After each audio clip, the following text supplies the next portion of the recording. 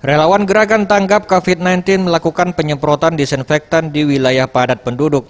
Koordinator relawan Edi Susilo mengatakan, penyemprotan ini dilakukan guna memutus rantai penyebaran pandemik COVID-19. Rumah kontrakan harian menjadi fokus penyemprotan yang berada di wilayah Dwi Korah.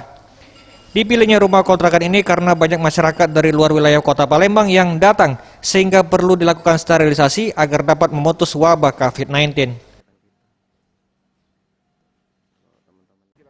Jadi hari ini kita akan melakukan penyemprotan di seputaran kota Palembang ini, terutama di kawasan-kawasan kos-kosan yang padat yang lalu lintas hilir mudik keluar masuk manusianya cukup kencang, kira-kira begitu. Karena menurut hemat kami, karena semua mungkin di sini di kota Palembang banyak relawan yang lain yang sudah fokus ke tempat ibadah dan lain sebagainya, kami akan fokus di kos-kosan, di tempat-tempat yang padat lalu lintas. Penyemprotan ini menggunakan dana swadaya hasil dari sumbangan para relawan. Dirinya menambahkan selain melakukan penyemprotan, pihaknya juga membagikan masker untuk masyarakat.